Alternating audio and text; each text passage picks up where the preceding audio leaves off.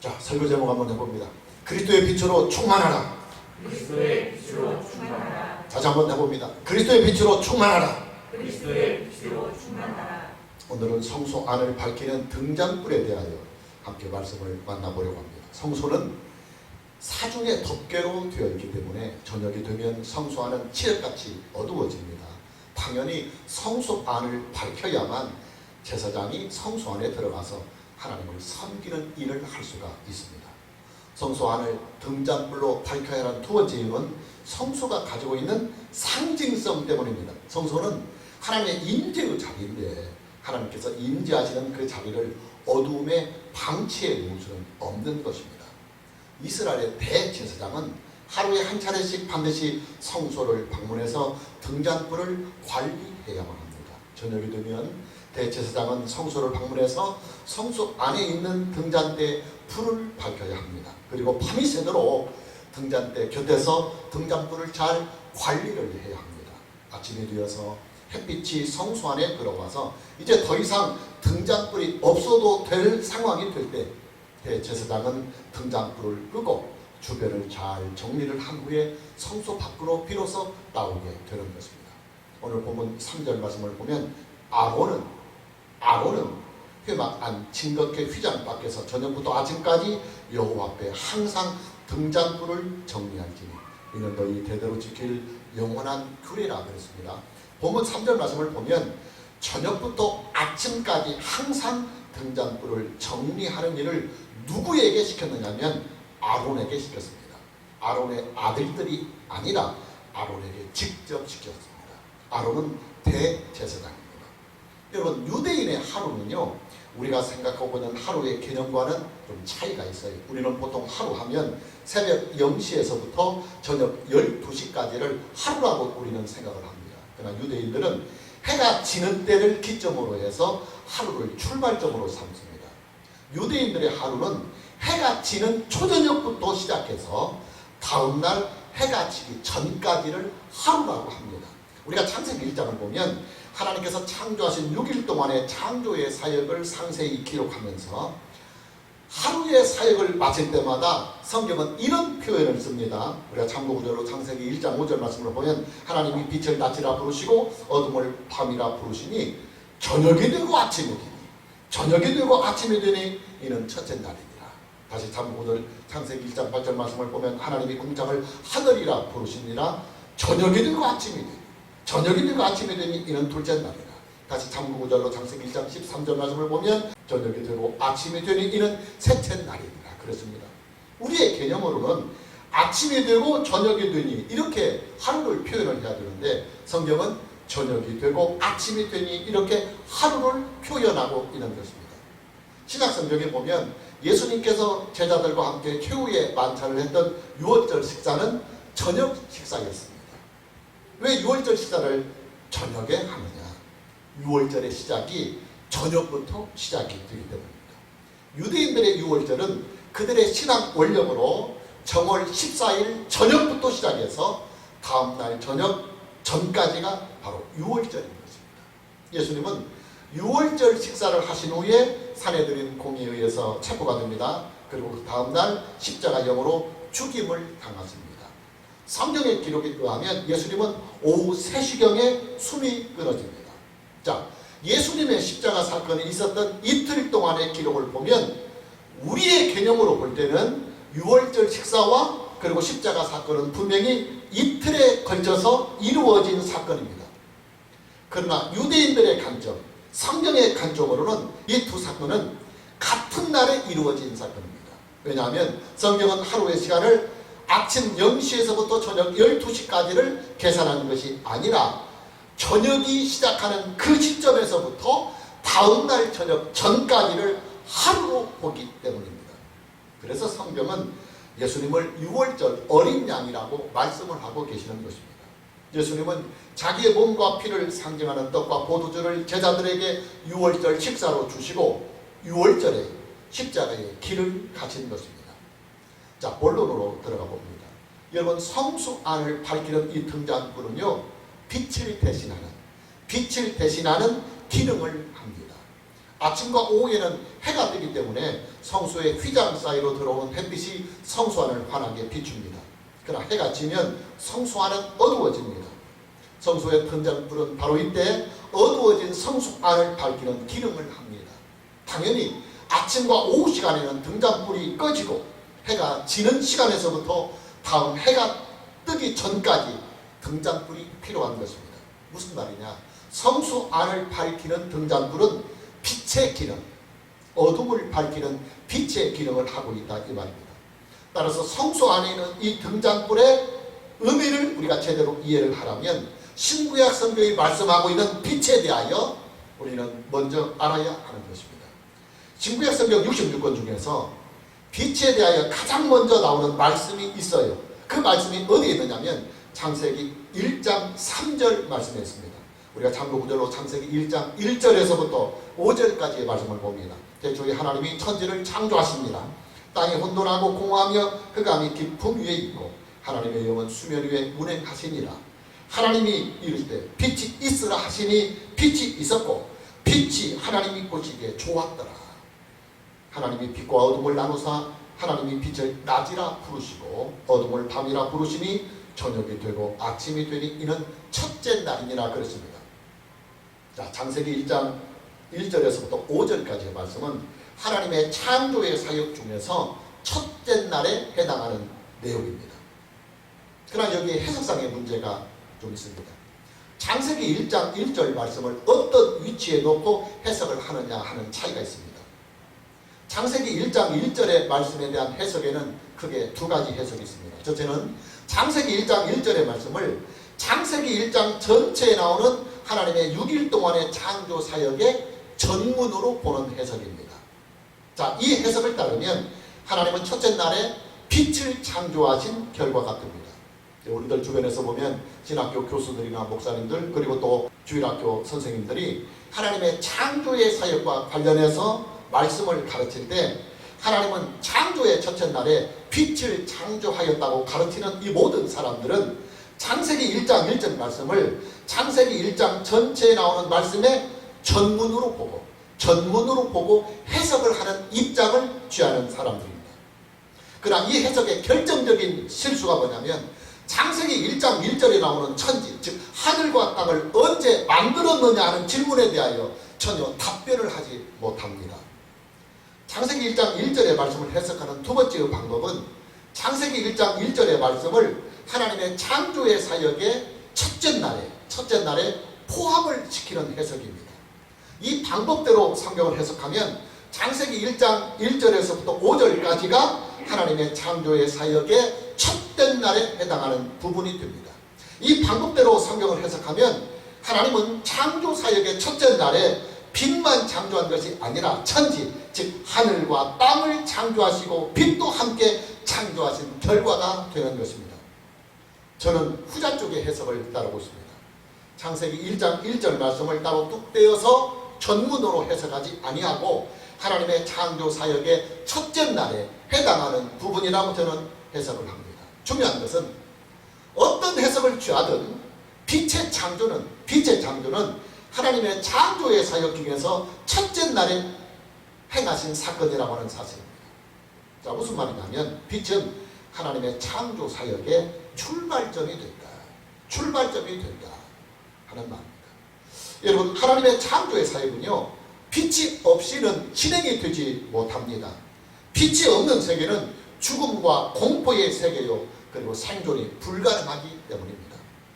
우리가 한번 이런 것을 생각해 볼 수 있습니다. 국가에서 서민들을 위해서 아파트를 지어서 아주 싼 값으로 임대를 해준다고 해봅시다.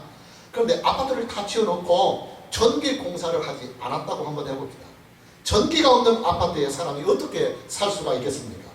창세기 1장 1절에서 2절 말씀을 참고구절로 봅니다. 태초에 하나님이 천지를 창조하시니라.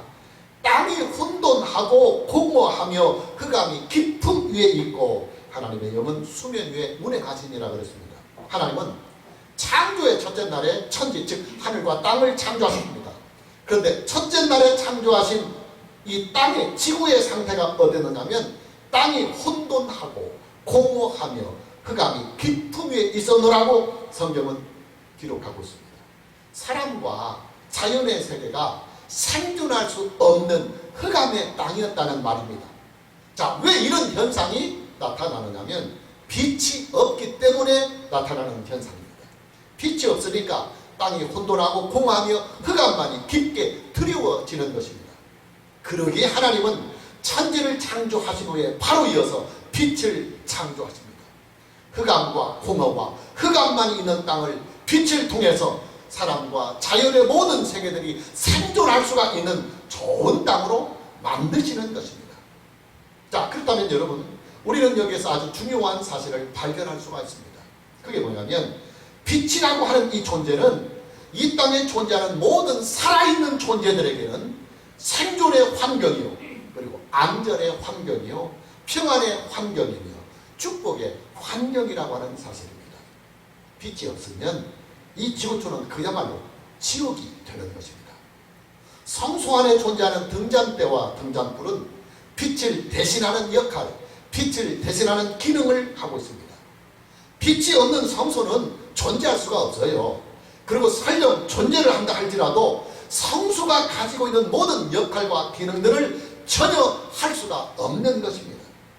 등잔불은 성소를 살아있는 성소로 만드는 영적인 환경입니다.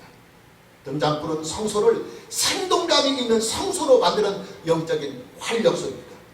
등잔불은 성소를 은혜와 축복의 자리로 만드는 영적인 원동력이 되는 것입니다. 자, 그럼 성소 안에 존재하고 있는 이 등잔불은 무엇을 예표하고 무엇을 상징하고 있을까요?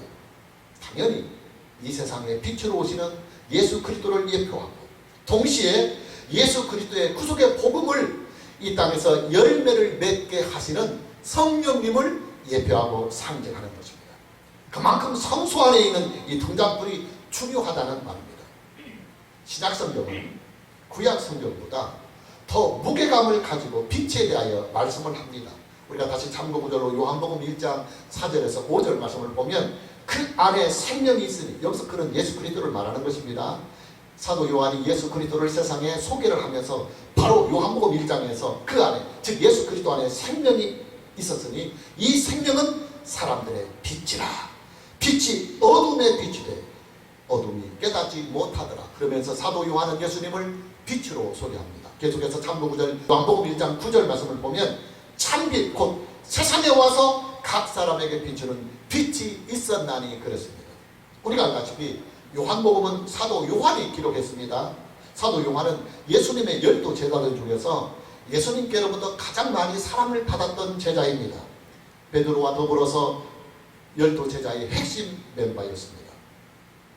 특히 사도 요한은 신약 성경을 집필하는 일에, 신약 성경을 집필하는 일에 아주 크게 쓰임을 받았던 제자입니다.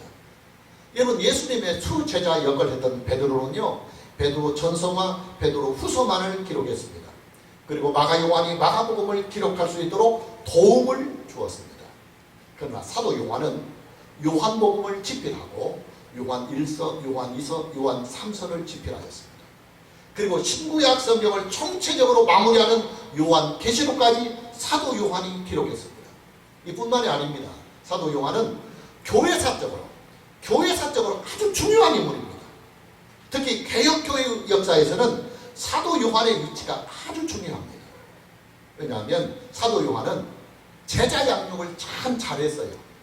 그래서 그 제자들을 통해서 예수님께서 사도들에게 주신 그 신앙을 제자들에게 잘 물려주었어요. 그리고 사도 요한의 그 제자들이 그 사도들의 신앙을 후세들에게 계속 전파해주고 가르쳐주면서 오늘날 개혁교회가 만들어지는 근간이 되었던 것입니다. 우리가 초대교회사를 보면 ig나시우스와 폴리캅이라고 하는 사람이 있습니다. ig나시우스는 사도 요한이 어린 시절부터 제자로 삼았던 인물로 알려져 있습니다. 그리고 폴리캅은 그 후에 사도 요한의 제자가 된 것으로 알려져 있습니다. 그러니까 사도 요한의 직속 제자가 ig나시우스와 폴리캅이었다는 말입니다. 또 폴리캅에게는 아주 교회사적으로 굵직한 제자가 있었는데 그게 누구냐면 초대교회사에서 아주 중요한 이레니우스라고 하는 사람입니다. 이레니우스는 오늘날 우리가 가지고 있는 개혁신앙의 이론을 초대교회사에서 잘 체계화를 시킨 아주 중요한 인물입니다. 여러분 초대교회사를 보면요, 사도 바울이나 베드로의 기록은 거의 안 나와요. 초대교회사는 사도 요한의 제자들이 그 맥을 이어간 세월이기 때문입니다. 자, 무슨 말이냐면 기독교 역사에서 사도 요한은 그만큼 중요하다는 말입니다. 그런 그가 예수님을 세상에 소개할 때 뭐라고 소개했느냐면 예수님은 세상의 빛이다. 예수님은 세상의 빛이다. 그렇게 소개했습니다. 자, 여러분 좀 더 집중을 한번 해보십시오. 구약 성경은 창세기 1장에서 빛을 인간이 살고는 이 땅을 혼돈과 공허와 흑암으로부터 생명의 질서를 세우는 출발점으로 창세기 1장은 소개하고 있습니다. 그런데 그 빛이 다시 신약 성경에 와서는 타락한 이 세상을 구원하는 구원의 빛으로 소개되고 있습니다. 그 구원의 빛이 뭐냐? 바로 세상의 빛이신 우리 주 예수 그리스도이다. 할렐루야. 예수님을 세상의 빛이라고 소개하는 장본인이 누구냐? 사도 요한입니다. 여러분 우리가 전도를 할 때요, 가장 많이 사용하는 성경 구절이 있어요. 그게 뭐냐면 요한복음 3장 16절 말씀과 요한복음 1장 12절 말씀입니다. 둘 다 사도 요한이 기록한 요한복음에 있는 말씀입니다. 우리가 참고구절로 요한복음 1장 12절 말씀을 보면 영접하는 자, 곧 그 이름을 믿는 자들에게는 하나님의 자녀가 되는 권세를 주셨으니 그랬습니다. 예수님을 믿으면 하나님의 자녀가 된다고 하는 아주 중요한 말씀입니다. 자, 그런데 여러분 이 말씀이 나오게 되는 배경이 있어요. 그런데 이 말씀이 나오는 배경이 뭐냐면 사도 요한이 예수님을 세상의 빛으로 소개하면서 나오는 말씀이 바로 요한복음 1장 12절 말씀입니다. 그러니까 세상의 빛으로 오신 하나님의 아들 예수 그리스도를 너희가 믿으면, 너희가 영접하면 하나님의 자녀가 된다. 그런 말이에요. 자, 이렇게 계보를 이어오던 빛에 대한 성경의 계시는 예수님에게 와서 완전하게 그 실체가 드러나게 됩니다. 우리가 참고구절로 다시 요한복음 8장 12절 말씀을 보면 예수께서 또 말씀하여 이르시되 나는 세상의 빛입니다. 이제 예수님께서 직접 빛에 대하여 말씀을 하는 것입니다. 예수께서 또 말씀하여 이르시되 나는 세상의 빛이니 나를 따르는 자는 어둠에 다니지 아니하고 생명의 빛을 얻으리라. 예수님은 자기 자신을 세상에 소개하면서 나는 세상의 빛이라고 선포하셨습니다. 그리고 예수님을 따르는 자는 어둠에 다니지 아니하고 생명의 빛을 얻으리라고 선포하셨습니다. 여러분 예수님께서요 자기 자신을 나는 세상의 빛이라고 선포를 할 때 그 빛은 그냥 즉흥적으로 하신 말씀이 아니에요. 창세기 1장 1절에서부터 예수님까지 올 때까지의 모든 성경의 그 구속사적인 역사적인 맥을 가지고 예수님께서 나는 세상의 빛이라고 하신 말씀입니다. 그 맥이 뭐냐면 창세기 1장에 나오는 바로 그 빛이 나를 가리키며 또 성소 안을 비추었던 등잔불이 바로 나에 대한 예표요, 그리고 사도 요한이 증거한 세상의 빛이 바로 나다 하는 증거입니다. 할렐루야. 예수님은 창세기 1장에 나오는 빛의 실체입니다. 그리고 오늘 본문 말씀에 나오는 등잔불의 실체이기도 합니다. 그리고 사도 요한이 증거한 빛의 실체이기도 합니다. 서두에서도 말씀을 드렸지만 성소 안에 있는 등잔대와 등잔불은 빛을 대신하는 역할을, 빛을 대신하는 기능을 하고 있다는 말씀을 여러분들에게 얘기 드렸습니다. 성소 안에 있는 이 등잔불은 1차적으로는 어두운 성소 안을 환하게 비춰주는 빛의 기능을 하고 있습니다. 그러나 구약의 특징인 예표와 상징을 볼 때 이 세상에 구원의 빛으로 오시는 예수 그리스도를 동시에 성소 안에 있는 등잔불은 예표하고 상징하고 있는 것입니다. 여러분 우리가 살고 있는 이 지구촌은요 이미 멸망이 선고된 상태에 놓여 있습니다. 사형이 선고되었습니다. 여러분 저와 여러분이 살고 있는 이 세상은 사형이 이미 선고되었습니다. 다만 사형을 집행하는 날짜가 아직 확정이 되지 아니하는 상태에 있을 뿐입니다. 뿐만 아니라 우리가 살고 있는 이 세상은 인류의 타락으로 말미암아 존재하는 그날까지 하나님의 징계를 받은 상태에 놓여 있습니다. 우리가 이런 경우를 한번 생각해 볼 수 있어요. 법정에서 사형 선고를 받은 사형수가 사형 선고를 받자마자 바로 사형에 처해지는 것은 아닙니다. 사형 선고가 되었다고 하더라도 선고된 이 사형의 집행은 사형 날짜를 별도로 다시 잡아야 하는 것입니다. 사형이 집행이 되는 그날까지 사형수는 목숨을 부지할 수가 있어요. 그러나 사형수는 사형이 집행이 될 때까지 자유로운 몸으로 존재하는 것이 아니라 교도소에 수감이 된 상태로 지냅니다. 무슨 말이냐면 사형이 집행되기 이전까지도 그런 목숨은 살아있지만 그러나 자유로운 몸은 아니다. 여전히 사형이 선고된 상태로서의 징계가 있다는 말이에요. 우리가 살고 있는 이 세상은 멸망이, 심판이, 사형이 이미 선고된 상태에 있습니다. 그러나 아직 심판이 실행되지는 아니하였습니다. 마지막 심판의 실행은 하나님의 절대적인 주권으로 행하실 것입니다.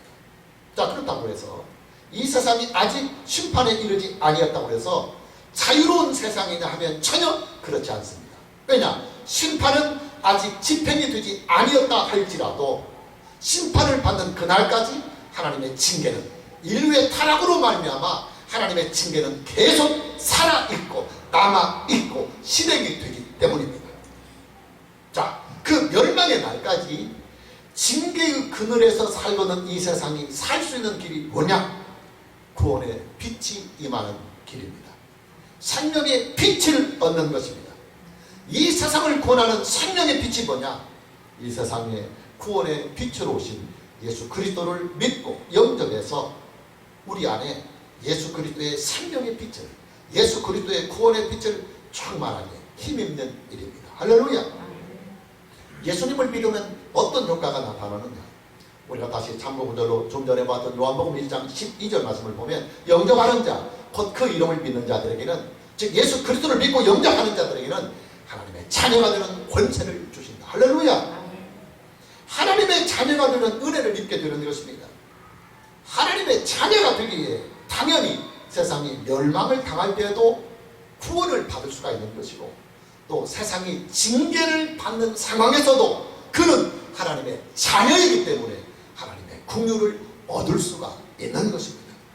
오늘 교회 여러분 모두에게 세상에 구원의 빛으로 오신 예수 그리스도를 믿어서 하나님의 빛 가운데서 영원히 사는 이 은혜가 있기를 주님의 이름으로 축복합니다. 성소의 등잔불은 성령을 예표하고 그리고 성령을 상징하기도 합니다. 자, 어떻게 해서 성소 안에 있는 등잔불이 성령을 예표하고 상징하느냐? 등잔불이 밝혀지는 원리 때문입니다. 여러분, 등잔불은요, 심지에 묻은 기름이 태워지면서 불이 됩니다. 등잔불의 생명은 기름에 있는 것입니다. 본문 2절 말씀을 보면 이스라엘 자손에게 명령하여 불을 켜기 위하여 감람을 찧어낸 순결한 기름을 내게로 가져오게 하여 계속해서 등잔불을 켜 둘지며 그랬습니다. 등잔불은 기름이 없이는 불을 밝힐 수가 없기 때문에 성소 안을 항상 등잔불로 밝히려면 먼저 기름이 있어야 된다는 것입니다. 등잔불을 밝히는 데 사용되는 그 기름은 감람의 열매를 잘 찧어서 만든 최고급 기름만을 사용한다고 그래요. 감람류는 보통 열매만 가지고 기름을 짜면 양이 적게 나오니까 잎사귀와 그리고 열매 줄기를 다 섞어서 다 찧어서 거기서 이제 기름을 뽑아낸다고 합니다. 그러나 성소 안을 밝히는 등잔불에 사용되는 기름은 감람류의 열매만을 사용해서 만든 최고급 기름만을 사용하도록 성경이 말씀하고 있습니다. 성경은 감람나무의 열매로만 만든 이 고급 감람 기름을 순결한 기름이라고 말씀하고 있습니다. 다시 보면 2절 말씀을 다시 보면 이스라엘 자손에게 명령하여 불을 켜기 위하여 감람을 찧어낸 순결한 기름을 네게로 가져오게 하여 계속해서 등잔불을 켜 둘지며 그랬습니다. 왜 순결한 기름이라고 하느냐? 보통 기름인데 왜 순결한 기름이라고 하느냐? 감람의 기름이 가지고 있는 예표성, 상징성 때문입니다. 우리가 다시 참고구절로 요한 1서 2장 27절 말씀을 보면 너희는 주께 받은 바 기름 부음이, 너희는 주께 받은 바 기름 부음이, 여기서 이 기름 부음이 바로 성령이 우리 안에 내주하시는 것을 말합니다. 기름 부음이 너희 안에 거하시나니, 즉 성령이 우리 안에 내주하시나니 아무도 너희를 가르칠 필요가 없고 오직 그의 기름 부음이, 성령이 우리 안에 내주하시니 모든 것을 너희에게 가르치며 또 참되고 거짓이 없으니 너희를 가르친 그대로 주 안에 거하라 그랬습니다. 요한일서 2장 27절 말씀을 보면 너희는 주께 받은 바 기름 부음이 너희 안에 거한다고 말씀하고 있습니다. 예수님을 믿고 구원을 받은 사람들에게 내주하시는 성령을 말씀하고 있습니다. 신약성경은 구약에서 등잔불을 밝히는 데 사용해 되었던 그 감람요 기름을 성령을 상징하고 성령을 예표하는 것이라고 신약성경 자체가 해석을 하고 있는 것입니다. 여러분, 예수 그리스도는요 생명의 빛이며 구원의 빛이십니다. 따라서 예수님을 믿어서 예수님을 우리의 마음에 영접을 하면 예수님의 생명의 빛이, 구원의 빛이 우리의 생명을 영원히 비추십니다. 예수님을 영접하면 예수님의 구원의 빛이 우리 안에서 영원히 그 빛을 발하십니다. 예수님을 영접한 사람에게는 성령이 오셔서 성령이 내주하십니다. 함께 하십니다. 내주하시는 성령은 우리 안에서 예수님이 우리 안에 계시는 그 생명의 빛, 구원의 빛이 꺼지지 아니하도록 기름의 역할을 충만하게 하십니다. 우리가 참고구절로 다시 에베소서 5장 18절 말씀을 보면 술 취하지 말라, 이는 방탕한 것이니 오직 성령으로 충만함을 받으라 그랬습니다. 성령의 충만함이라고 하는 것은 성령이 차고 넘치는 상태를 말합니다. 등잔대에 기름이 가득해서 밤이 새도록 등잔불을 밝혀도 그 기름이 떨어지지 아니하는 상태를 충만함이라고 말하는 것입니다. 저는 최근에 성령님을 전적으로 의지하며 또 성령님께 저희의 삶을 의뢰하고 또 의지하는 기도를 하고 있습니다. 성경 말씀을 공부하면서 내주하시는 성령님을 의지하고 또 성령님께 순종하면서 성령님의 지도를 받고 살아가는 이 일이 얼마나 중요하고 또 얼마나 귀한 일인가를 알기 때문입니다. 여러분, 내주하시는 성령님은요 등잔불의 기름의 역할을 우리 안에서 해주고 계십니다. 우리에게서 우리 안에 거하시는 예수 그리스도의 구원의 빛이, 생명의 빛이 꺼지지 않도록 늘 기름의 역할로 우리 안에 충만하게 역사하고 계시는 것입니다.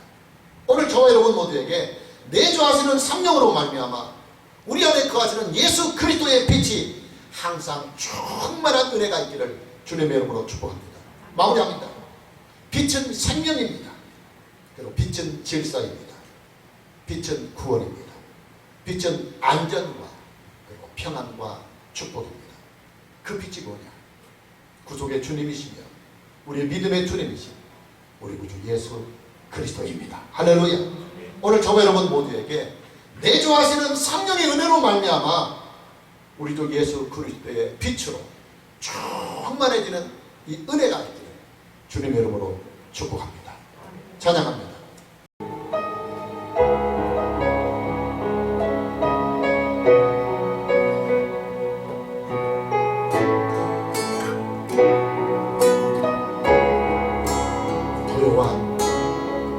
고요한 아침의 나라 길었던 그간의 세월 하나님 보호하사 이 땅에 생활이 왔고 주님의 일이신 보여 생명의 강으로 흘러 죽었던 이